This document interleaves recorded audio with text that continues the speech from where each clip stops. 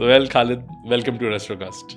I always feel that people in their right state of mind don't enter restaurant industry. It's an insane industry to operate in. I spent like 4 years in tourism in Egypt.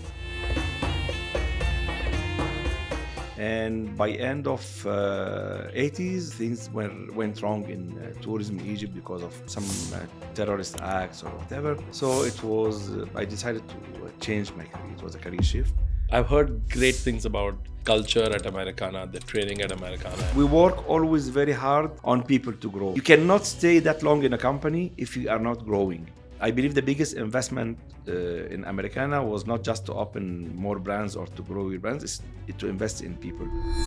What were your early shocks or what were the early challenges? I believe always there is potential of doing a successful brand, home growth brand, but you need to be very careful. You need to study the market, if there is a demand for that brand. F&B is not an easy business to get in with. But it looks like the easiest business. It's not easy. Hi, welcome to Restrocast. Today my guest on the pod is Mr. Khaled Naga, CEO, Al-Thiqa Restaurant Division. Khaled is one of those rare leaders who, while operating in an insanely difficult, tough, challenging industry like restaurants, not only compounded 33 years worth of experience, but somebody who consistently saw success while working hard for it, but also comes across as a leader who knows exactly where they are, what are they doing, are very content with all that they have done in life, and have given an equal opportunity time to the family as well as to their work while having a successful career.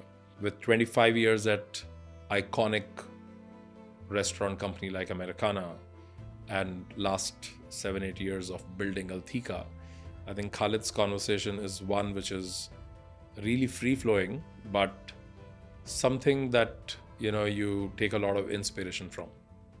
Stay tuned. Welcome to Restrocast.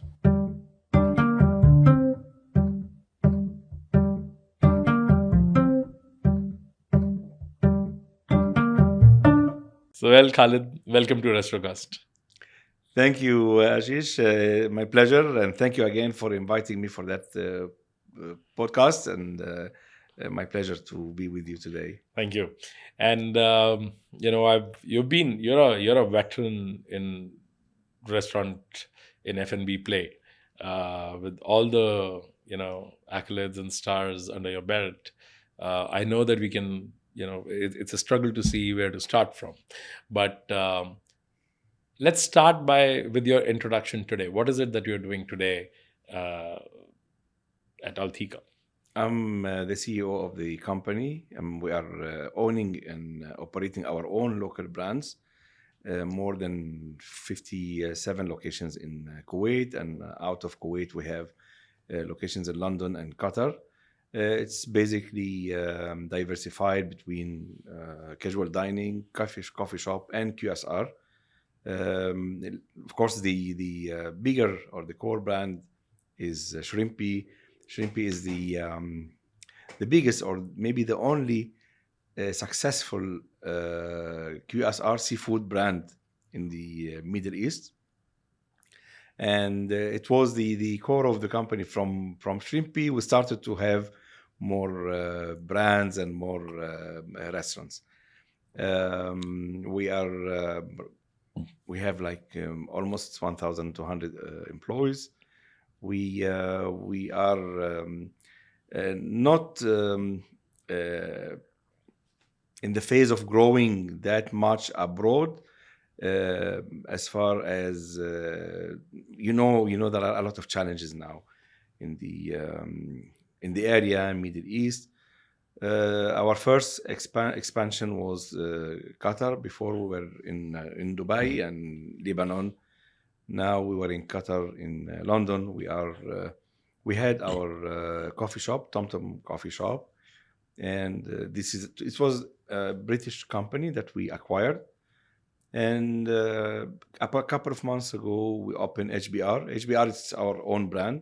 which is a burger, smash burger brand. That's in And Kuwait.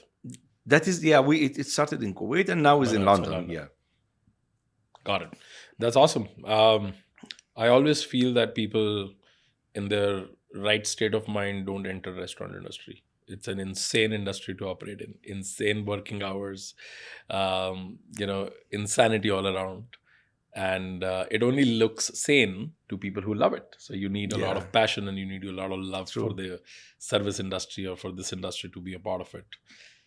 I think that most of the people fall into it. They don't really gun for it. They don't really say, hey, I'm going there. What's your story? Okay, How it's a did you long land up in this story. It's a industry? long story. Actually, I started my I finished my university. I started in not hospitality, in tourism, which is hospitality, and I spent like 4 years in tourism in Egypt. And by end of 80s, things went wrong in tourism in Egypt because of some terrorist acts or whatever. So it was, I decided to change my career. It was a career shift. And I got an offer to work in restaurants in Kuwait. I was that time living in Egypt. And I didn't know anything about restaurant more than going to eat in a restaurant. So I started in a restaurant. I was restaurant manager, and in a Hardee's brand, by the way. And Was that Americana at that time? Yes. Oh, okay. Yeah, like maybe 80% of my life is Americana. Wow. Yeah, and at that time I came to Kuwait, and Americana was the pioneer and the market leader in Kuwait. We opened the first drive-through in Kuwait, which was Hardee's. It was the first drive-through in the Middle East, by the way, back in 92, 93. And from there, I started to be engaged with F&B. And the engagement of F&B, and I totally agree with you, you need to have a lot of passion. It's not about food, only food. It's about people. It's all about people. I remember when we started, when I started working in F&B, we were talking too much about restaurants and food and menu. And little by little, we started to call it hospitality industry, not restaurant or F&B industry. No, it is hospitality industry, because we focus more on hospitality and service. It's not just about food. Food is a core, but it should be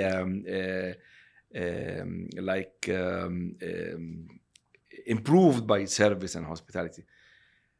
The last 20 years, we call it people industry, because that's how we can build a brand. That's how we can grow a brand, can grow any business, is people.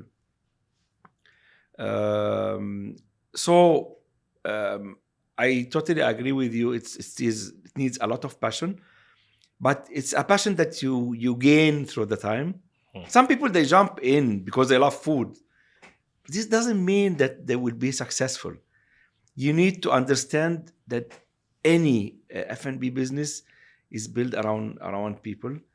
And it's a tough business. It is very tough business. Yeah, And I will tell you something. Whomever asking me, look, I spent like almost 35 years in F&B. So people, they always ask me, okay, after you retired, which restaurant you will open? No more restaurants. No more. Maybe I will shift career or I will do anything else. No more restaurants. If I still have a restaurant, then I'm not retired. No, it's exactly. So yes, the beauty of the restaurant or F&B in general, that you have cash every day. Yes. It's not like retail that you pay or you get your money after 90. No, every day you have cash. You get to know people. You get to know the consumer behavior. It's a lot of fun, by the way, if you enjoy it. However, it's the highest number of transactions. Yeah, and I was working in Americana, we're making billions of transactions per year. Even for Al-Thiqa now, which is not, it's a medium-sized company, we're making 100,000 transactions per year. Every transaction, it has a story, it has a customer that he likes it, he doesn't like it. And again, every transaction is made by people. So the people impact on that business is too high. Potential of having problem or happiness or something good, something bad to happen, challenges in the business. For the 32 years, we have been facing multiple challenges. I still remember mad cow disease in maybe early 90s or mid 90s, and then bird flu, and then I don't know, one worm in the chicken that goes viral on internet, and then boycott. So every day and price increase. So, and this is the problem of working in F&B, that the changes and the challenges are too high. Saudi Arabia, for example, it's big in terms of population. F&B always depends on volume, on population. So I believe by end of 2016 or maybe 2016, they changed rules for labor and the charge of labor. It has a very strong negative impact on business. Suddenly, between day and night, you find your labor cost jumps to 50% or to source 60%. It's damaging your bottom line. No, it is the same. So always, if you are not ready for that type of challenges, so do not step in F&B, because in F&B every day you have a new challenge. No, that's what is happening in California, US right now. US is going through it in a big way, and California has suddenly become such a bad place to run a restaurant purely because of wages. Yeah, minimum wages have just gone through the roof. The same happening in Canada now. The same people are not in favor of owning business now because of the cost of doing business. Cost is increasing, and they cannot increase their selling price. Nobody will buy from you.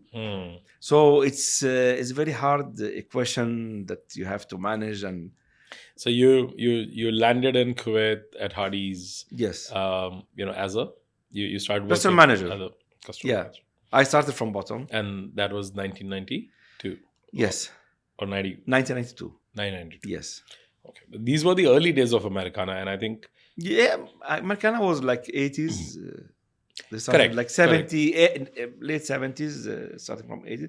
But the biggest development happened in Americana. It was late 90s. From late 90s, that we started to grow. Yeah, this was the inflection point, way near to the inflection point. But I always heard that, Americana is like an institution. It's like it is. And with the number of people that I meet in the industry today who are all ex-Americana, it's just phenomenal. Like it's very amazing. It's really amazing to see that. But what I've heard is that I've heard great things about culture at Americana, the training at Americana, and also why people stuck for this long. What's your story from 92 to... It's not stuck, by the way. It was stability.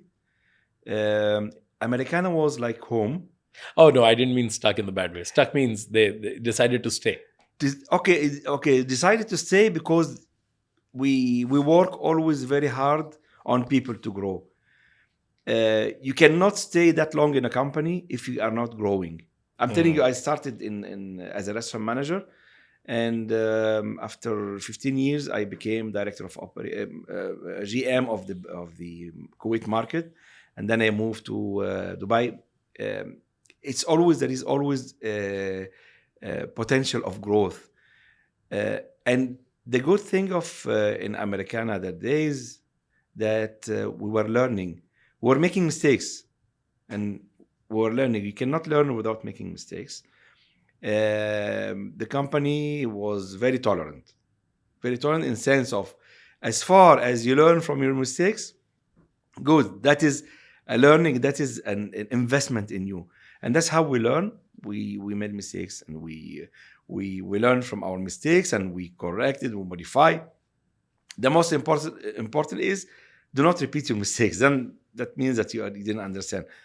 So I believe the biggest investment in Americana was not just to open more brands or to grow your brands, it's to invest in people. That's why we were always feeling home. We were feeling big stability. And because we knew always that tomorrow is better in the company, that's our home, that we will grow, because we saw our the people that we learn from them, where they are and where they were before, and how, and as well our team, they see us as well, from where we came and where are we now. How do you, I mean, I wonder, how do you institutionalize that level of, feeling? What you said, that so far you learn from your mistakes and you don't make, you don't repeat them again and again, you're fine. At a large outfit like Americana, how do you percolate that through ranks? It is one thing for the top leadership to say that or do that. It is altogether different thing for probably 10 levels down for it to, be applied, because, who will decide whether the mistake was big or not and small or Yeah. not, right? How does that happen? With the system, if you have, I'm not talking about perfect system, but you have the proper SOPs, the proper system that close gaps. But that's why I'm telling you that we learn from our mistake. Sometimes mistakes will teach you that there is something, an issue in that area. So you will work on it, how to correct it with like technical issue or people behavior issue, or something that you can correct in your system. So we had a strong system, by the way. Americana, we had a strong financial system, control system that everybody is respecting. And we share experience. We used to share experience. We used to gather or to explain to our people and to share our experience with other markets if any problem happened. Like as I was telling you, for example, that we met a lot of challenges. Every time we face a challenge, we are at the end human being that we can think different. So sometimes a management level would think of solution, other market would think of other solution. So this is what we do. We share practices and what was the best solution. And then so when it will happen again, then we know what is the correct answer, or what is the correct solution for that. So you're saying that Americana built a atmosphere and culture of that you're not threatened by admitting your mistake or discussing, the opposite. something. The opposite. But that's very healthy, and that's quite inspirational. I mean, yeah, that's why it grew. It was one company that was sold with $6 billion 7 or 8 years ago. Yeah. And at that time, Americana does not own any assets more than maybe 5 or 6 buildings. And we don't own brands. We didn't own brands. It's all franchise. All our locations are rented locations. So we don't have really assets more than some factories and some business building. So a company to be sold for $6 billion, that means something. Yeah, that really means something. Yeah. That's true. So till when were you with Americana? Till 2018. Oh, 2018. And 2017. 2017. Yes. So from 92 to 17. Yes. 17. That's 25 years. Yes. Wow. Yeah. And 2017 you came out of Americana as a GM for Kuwait, or? No. I was before leaving Americana, I moved to Dubai as a regional director for KFC, UAE and Qatar, Bahrain and Oman. And then when I left Americana, I came back to Kuwait. So I spent like a year in Dubai. Okay. So, and this was post-acquisition? Yes, post-acquisition, yes. Yeah. Before that, I used to be the GM for 5 years in Kuwait. And Kuwait remained like a big market. Definitely, yes. It's not big in population. It's not big in number of restaurants, but as a contributor to the revenues highest and EBITDA contributor. how you know that? I know that. It was one of the it was one of the highest EBITDA in Americana in general. I know a little bit about the market. Okay. No, but that is a fabulous fabulous journey. I know that you pack a lot in that, but what after 2017? What happened then? I joined Al-Thiqa. Al-Thiqa is owned by the son of the old owner of Americana. He's Mr. Badr Al-Khurafi. Oh wow! Yeah, and he started to create another company that will be very soon, inshallah, something like Americana. He has the vision to build another Americana. That is amazing. Yeah. Because, see, I'll tell you, Khaled, I was last speaking with Sharif, Al-Sharif Olayan. Yeah. I was in Riyadh. He was used to be my boss, by the way. Oh, wow. Yeah. So, shout out to Sharif. We were speaking about Americana and his days in Americana. And I think I have received one of the most...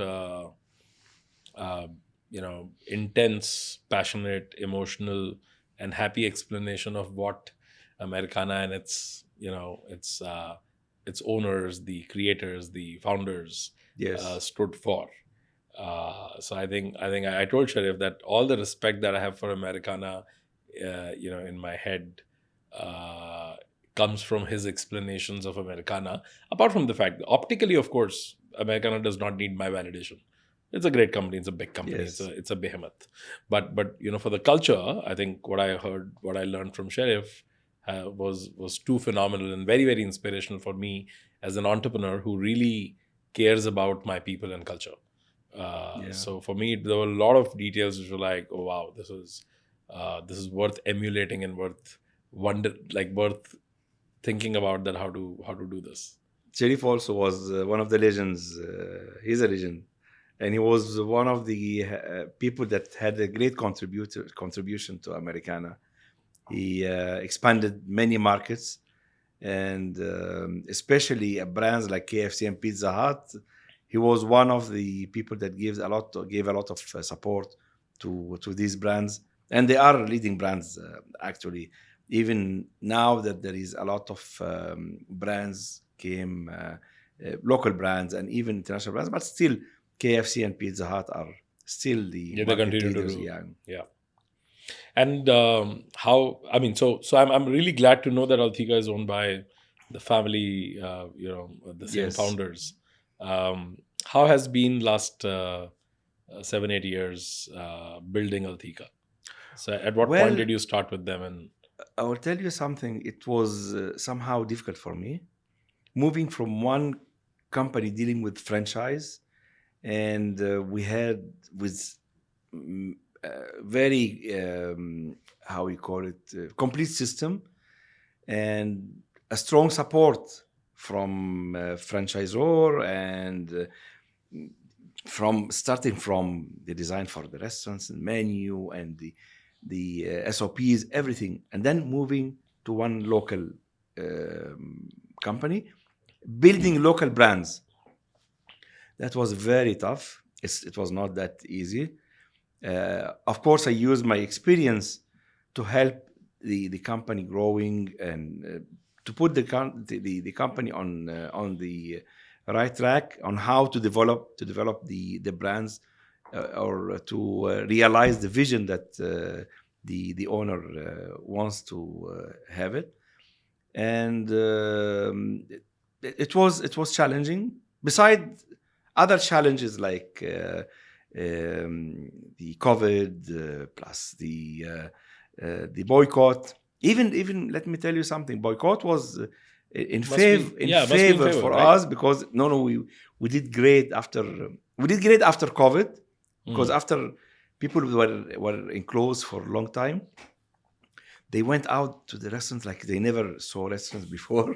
Yeah, and when happened the boycott, we saw tremendous growth in our sales and profits and transactions. But what happened after that, it was shocking for us that franchisor they moved in order to overcome the impact of the boycott. They reduced their prices, so we got into price war. I never saw it in my life. During my 25 years or 30 years, whether in Americana or Al-Thiqa, I never in my life saw that price war in especially in Kuwait. So it was in favor for the customer, of course, and we had to be like thinking out of the box how to overcome this price war. And you have to come up with a solution also not to damage your bottom line, because you go lower with your price, the franchisor, they might sacrifice some of their cash in order to sustain their business and to continue operating. But for us, we cannot like continue operating, and that's why it was a lot of businesses, they were not complaining, but they end up closing even because of that damage. So you mentioned a very important point, that coming from 25 years plus of and you're almost your entire year with structured brands, franchisor driven, well planned, very predictable in terms of how to do and what to do, SOPs, and building your own brands is a different beast. What were some of the things that really, like, if today a restaurateur or an entrepreneur comes to you and asks about whether to take a global brands franchisee into the market or whether to build their own brand, generally people talk about this topic in a very lame or at times very irresponsible way. They talk about it from the reference lens of why should you give royalties to somebody else, or why should, right? But that's a very oversimplified way. You being veteran in both, what were your early shocks, or what were the early challenges that you will tell somebody today that, hey, you know what, if you build your own brand, this is what you're going to face? It is difficult. It does not apply. There is no a simple answer for that question, because there are pros and cons for each of these decisions. Let's hear both. For example, if you get the franchise is they give you everything. Yes, they take royalty, they take franchise fee, they charge you even for marketing, but they do everything for you. You get the knowledge, sometimes you get the brand name as well. It's an equity as well. Like, for example, when Americana brought KFC and Hardee's and TGI Fridays to Kuwait, they were strong names. So people, they were waiting for these names. If you open any fried chicken, it will not do the same success as KFC. However, on the other side, there is always less flexibility with the franchisor.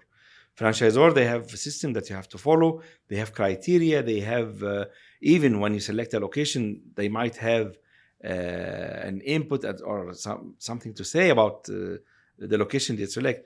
You have more free hand on your own brand if you want to create your own brand. However, for both ways, you need to study very well. It's very sophisticated. You need to study the market.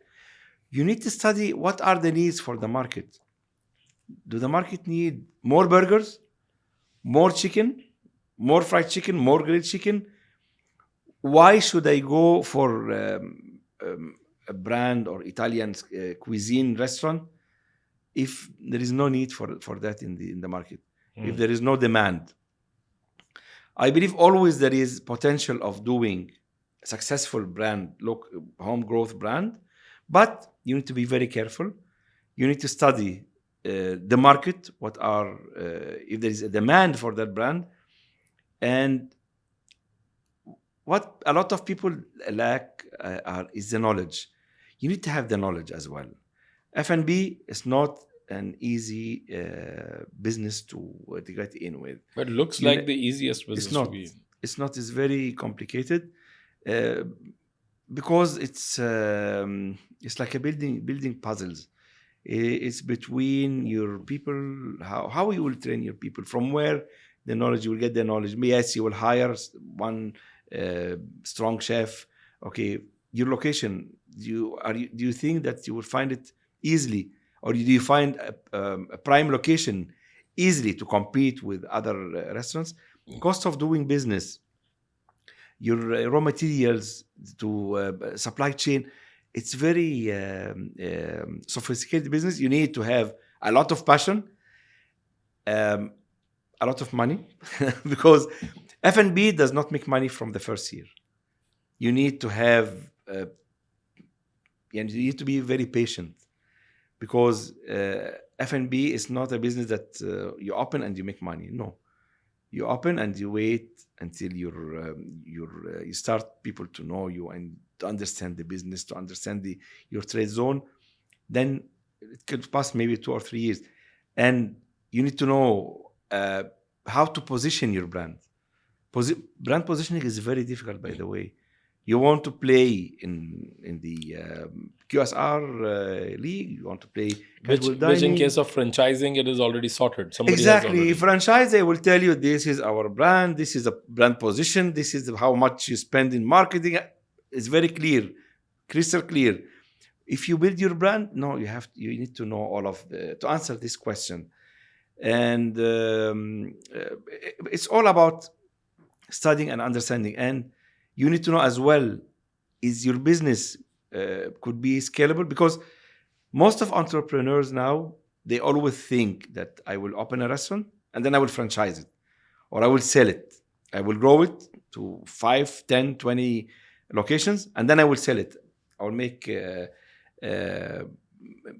profit gain after 5 years because of the size of the company.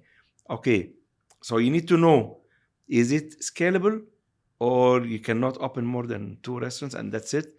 So it's a lot of studies. You need to study very well, market study, business study, and to ask people as well. And you are saying this, I can't stress on this enough. You are saying this because you moved from a structured to a unstructured per se. I mean, from a brand positioning and business perspective. Yes. From how much of this heavy lifting you had to do from 2018 to 2016, 2017, 18, 19? A lot. But of course, with the amount of experience I had, it was not easy. It's easier. Again, even in big companies, we might make mistakes in opening restaurants, and it makes losses because we didn't study it very well. Because we make feasibility study for a new restaurant, we make a lot of study. But again, it's all about reducing the risk. The risk is always there. But with the experience we gain, I was working with different franchisor, many brands, many categories, even like type of brands, QSR, casual dining, ice cream, coffee shops. So we got to know this was helping me to reduce the risk, not to avoid the risk. So it was a great help, of course. And again, I could not do this without a strong team. I started by having or select my team. Selecting a team is a key in building a company. Absolutely. Khaled, what was you came from, again, 25 years in a large structured outfit where responsibilities are there, but the final burden of the responsibility stays with somebody else, in a pyramid, in a hierarchy. And you joined Al-Thiqa as somebody who's now suddenly responsible for, you're at the top. Not on the top, but technically, yeah, I mean, you. Of course, I'm responsible for all my team. Correct. Yes, and I think you're responsible for the organization. I mean, founders are always there, but what changed? What was that journey for you internally, personally, where your responsibilities and your, with your designation, and with, though it was a smaller outfit as compared, but the responsibilities were, probably 5x more. Or was it not? It was definitely more responsibility, because growing in a company like Americana, you grow with a lot of arms, an army. You have buoyancy. Yeah, exactly. So even your team, we have a type of synergy between functions, and we had like the even marketing. It's not just the marketing. My marketing team, they always get feedback or support from other marketing teams, from franchisor, from the head office. It's totally different in the case of Al-Thiqa, where we have to build everything on our own. So I'm responsible for creating all of this kind of synergy between functions, improving their skills of my team, and helping them as well to understand that we need to grow together. Yeah, that is the biggest difference. But for you personally, what part was challenging? Where did you feel that, or did you even feel that you also needed to grow internally in Of these course, shoes? of course. I had a lot of things, by the way. With all my experience in Americana, I had to learn new things in Al-Thiqa. In Americana, I was getting, for example, marketing support from franchisor. Everything was coming ready from them, just to execution. Recipes, new food news, and new design. While in Al-Thiqa, we have to initiate everything locally. So even a sandwich, we have to create it ourselves. I was not doing that in Americana. It was very challenging, and now I'm happy that I'm talking to you right now, and I'm enjoying it. But if you could ask me 5 years ago, no, it was a big challenge. I was feeling like I'm starting over. Could you imagine, after 25 years, I'm starting over? So it was a big challenge, moving from one structure company with franchise brands to one local with a great potential of growth with local brands. And this is your responsibility to grow this company and to be Americana one day. But that's a great Great learning. The great ambition to carry, as Yeah. well. Khaled, tell me a little bit about family. My family, I am married since 1992, just 6 months before I come to Kuwait. I have beautiful wife and 2 beautiful girls. Both of them, they were born in Kuwait. What are their names? Sherry and Layla. And they were both born in Kuwait, and then we moved to Canada. They started the schools in Canada. Oh, okay. And then they came because I came back to Kuwait for work, and then they finished their universities in Canada. One in York University. Sherry finished her studies in York University, and Layla finished her study in Queen's University in Kingston, as well in Canada. And now they are still here with me. Layla, she's exploring her. They're back in Kuwait? So yeah, they live with me. They have been always living with me, except the years of education in Canada for university. Mhm. Layla is exploring new experience in Dubai. She has been there for maybe 7-8 months now. And Sherry, she's here working in Kuwait. And my biggest support is my wife, that she was always supporting me and building this family. And this is one of my biggest achievement, honestly, to have beautiful family and happy family, and to see them growing. It's a big achievement for me and my wife. That is beautiful. And I think with the restaurant industry and operating in it with crazy hours, that you put in, how do you look at the family side of, that of course family supported you very, very well. I can see That's and feel and yeah, hear it, right? yeah. But your absence, how do you look at it? Do you want Sherry or Laila to ever get into the restaurant space? No, don't, no, never.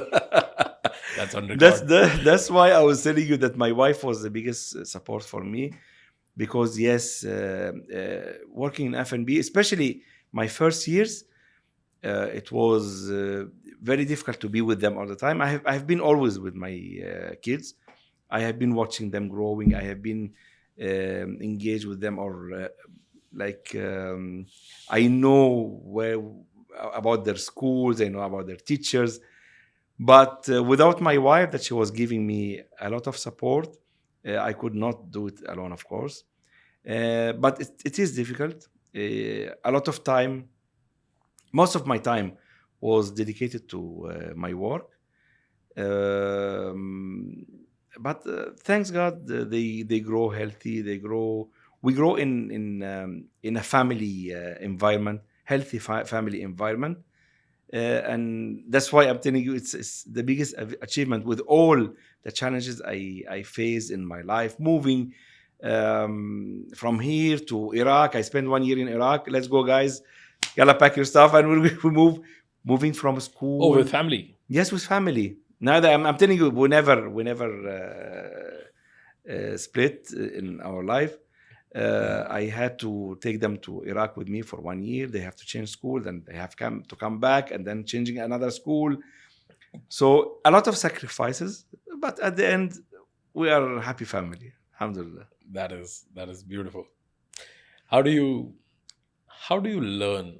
And I think for leaders, it's very important to keep themselves nurtured. You're continuously solving people's problem. Everybody comes to you with problems, from your employees to partners, vendors, customers. Everybody wants you to solve their problems, Mhm. but you need to remain enriched. You need to remain nourished. Do you follow, like, how do you learn? Okay, something very important I always do with my team. Forget not my customers. My team, whenever they come to me with problems, I tell them, don't come to me with problems. Come to me with solutions. Think of solutions. Give me options. I need to know how you think. And at the end, of course, I should give them the right solution. But I don't. I never let my people to just to depend on me. Hmm. I'm solution provider. Hmm. No, I'm here to help you improve your way of thinking. I can give you the solution. I know how to solve it, but I want you to think how to solve your problem. And something also I learned, that people, they have to trust you and respect you. They have to trust you. So whenever you tell them or you promise anything, you have to deliver. And it's basically in everything. Whatever you promise, you need to deliver. This is something while you can build the leadership in you with your team. Um, Respect you, they will respect you for your knowledge. They will respect that you know. For me, when I see anything like needs improvement, or anything wrong, I know what is wrong. It's not something healthy for the business, that a leader, doesn't know what is the problem. You need to know the problem. You need to share with your team solution for that problem. Then they will trust and respect you for your knowledge, for your impact on them, that you are giving them solution. You are improving their skills. You are improving their way of thinking. Yeah. Yeah, that's very, very valid. But I think while this is like an amazing point, but that is how you nurture them. How do you nurture yourself? Do you read books? Do you hear podcasts? Do you talk to people? What's your framework or structure of learning? Okay, reading. I was reading before internet. Now on internet, you go, you Yeah. collect a lot of data. Um, Myself, I of course it was a big help from the company as well. We were getting a lot of training, a lot of courses. Uh, but alone, I'm listening to people. I'm asking professionals, or we got into debate about business, about sharing case studies. That's how I nurture myself after reading, of course, about business during maybe the first 10 years in my career. What's I know there have been, from COVID to political events, whatever is happening in the region, but these are all very momentarily. I mean, I'm sure the region has seen this multiple times over. But how's the market in general, from your eyes? I see that Kuwait is becoming extremely competitive market. Not only a ton of restaurants are opening, it's not that the population is increasing. So that means pressure on the same popul- population is there to run all the restaurants. Hmm. What's your outlook of the market today? Kuwait as well as GCC, and I'm asking this in the sense that what is your thesis on Al-Thiqa's expansion as well? I'm sure it will draw from the same point. Okay. Markets are still growing. If you could ask me this question 20 years ago, I could tell you market are stagnant. That's it, and you cannot grow.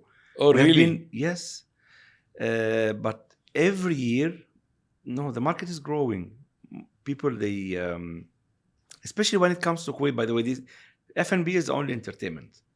There is no other way to There's have no fun. distraction. No, when you decide to go outside, you go to malls, you go for shopping and restaurants.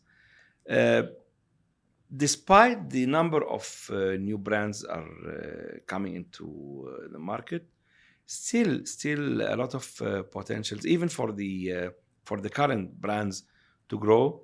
I totally agree with you that the pie is still the same. The opposite, even population are decreasing, not increasing. Uh, but it comes our role to open new windows of selling our brands, to open new restaurants in areas that were not there. Uh, still a lot of opportunities. I'm talking about Kuwait.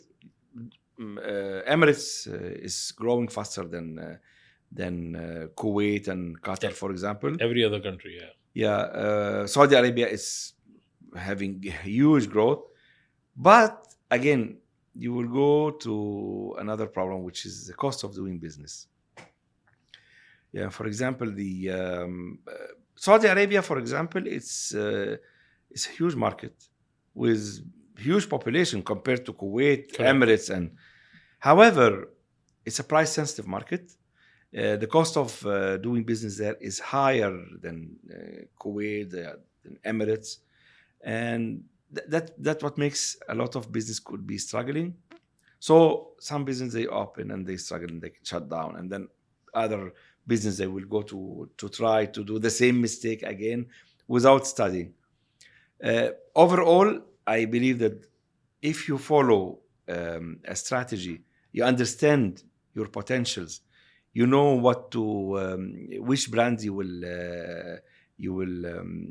are working on to scale it up and to grow it with the proper feasibility study, then yes, you can grow.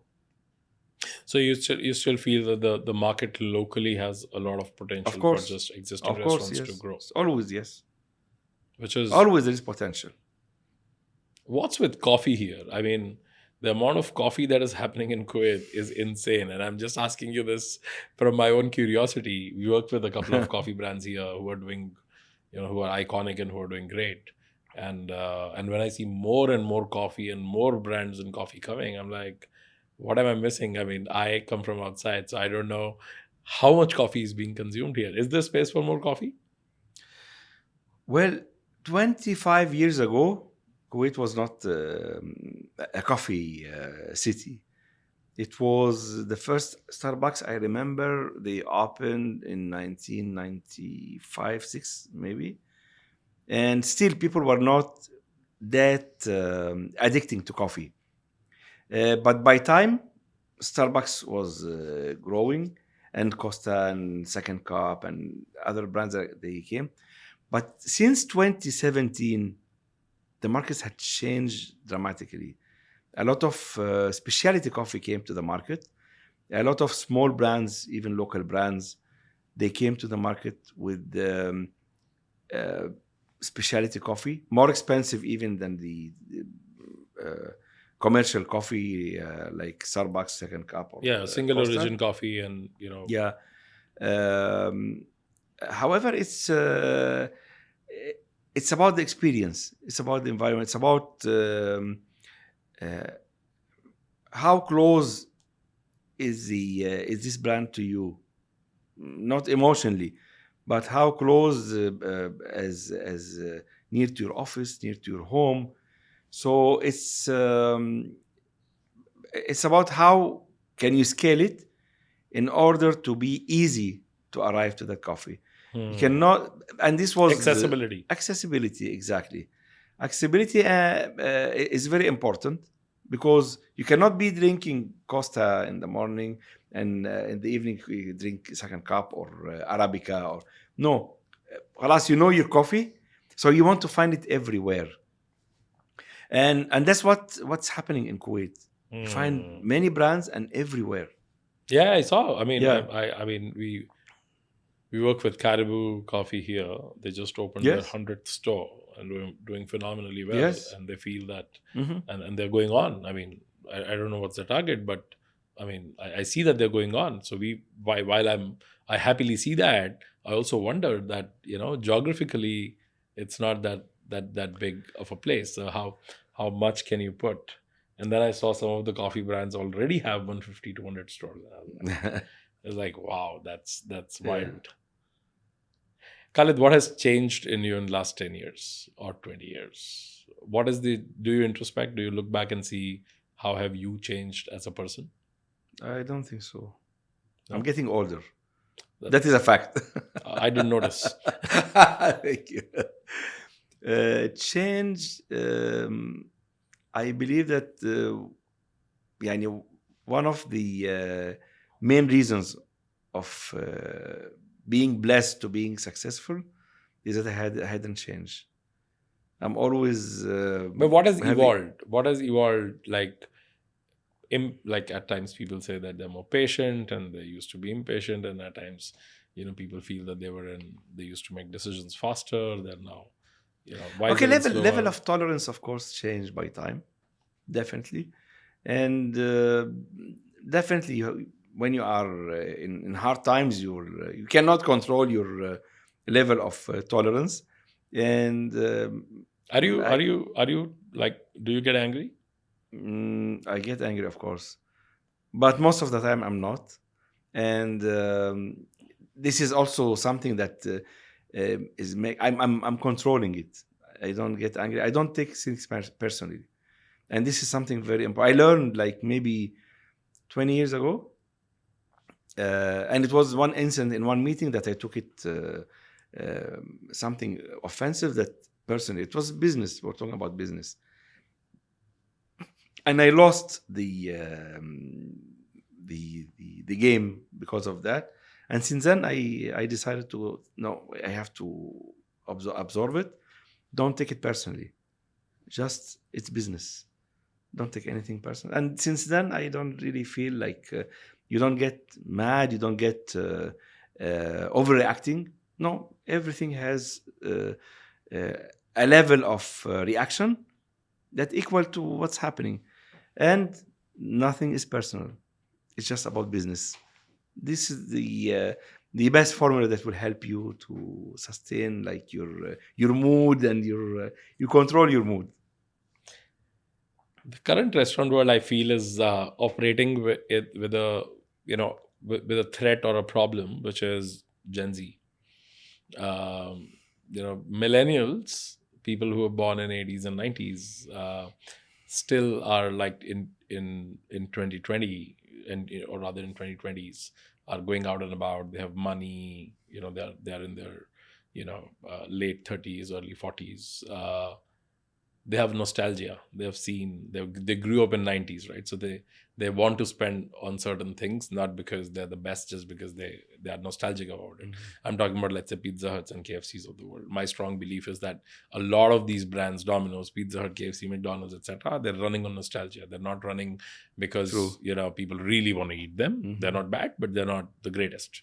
There are new things in the world. Gen Z has no nostalgia. Also, There's they no don't rule care. for Gen Zs. There's no rule for Gen Zs.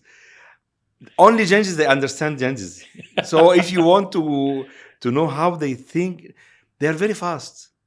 They are learning fast. They are acting fast. They are changing fast. So in order to understand them, you need to hire people from them to deal with them. And this is something like, it was a big challenge as well. Now, for example, when you're building new brands, and yes, exactly. Okay, definitely they represent. If you depend on Gen Zs, you will be successful. But how to attract them to your business? Yesterday it was Instagram. Today is TikTok. Tomorrow they will move to the. So they are living in a dynamic world that we cannot even catch them. Yeah. Yes, and I believe we have to live with that. But in order to understand them, yes, you need to bring people from them to talk to them, to understand what they want. Their way of thinking is totally different than ours. It's not about fancy. It's not about money. It's not about sheep. It's something else. For me, I'm very far from them. So but you cannot say that. That's what I'm saying. You cannot say that you're very far from them. I understand what you're saying.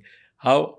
But you're not supposed to build brands. You're supposed to spin brands or grow brands, which ideally will depend on them for their longevity. Yes. Right? If you want to build a brand for next 10 years, 20 years, 30 years, Gen Z is your of course. focus. You have right?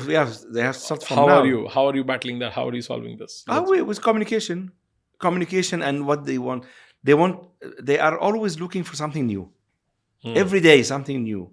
So how we will communicate with them, which channels you use to communicate with them, which trends, you need to follow the trend. What are their trends now? Chocolate in ice cream, or chocolate with onion, or you have to, or pistachio, no, matcha in everything, matcha in drink, matcha in cakes. So you need to follow their trend. You need to understand them. You need to be dynamic as they are, and to communicate with them their language. You cannot communicate with them as we were communicating with our customers 20 years ago or 10 years ago even. So do you have seriously people in communications, PR, or yes, marketing? Our marketing team, yes, we have very young people in order to understand them and to communicate with them. And have you tried to use Sherry and Laila as guinea pigs to have their opinion on? Of course, they are my consultants. Of course, I can. Anna, for me, I don't know. I started to use Instagram maybe 5 years ago. Still not bad. Yeah, still not. Bad. I didn't know how to use even Instagram. Snapchat. By the way, I use Instagram and Snapchat just for business. I don't. You use Snapchat?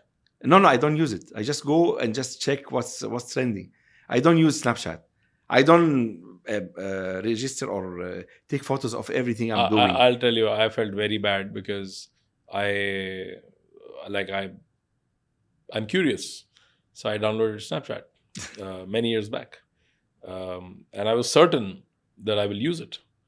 The sad part, social network works when your network is on it. Yes, of I course. did not know who to be friends with. And That is I was exactly. like, that is disturbing.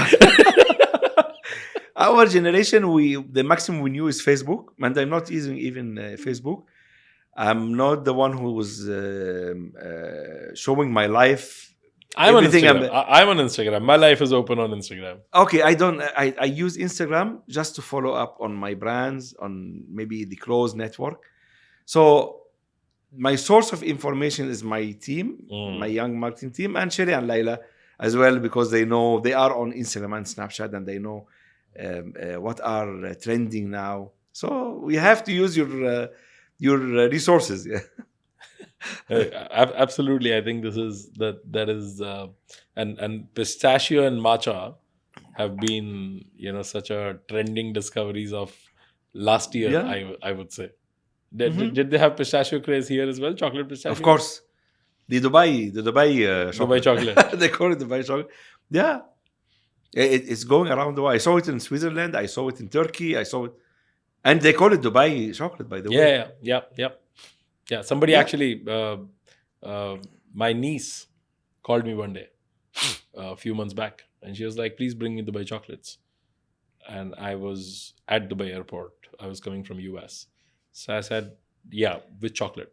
She said, "Dubai chocolates." I said, "I didn't understand. You want chocolates from From Dubai?" Dubai. She's like, "No, come on. There is something called Dubai chocolate." You see? I was like, "Okay." So I went to the counter at the lounge, at the Emirates lounge, and I asked them, I said, "Please don't mind, but do you know what is Dubai chocolate?"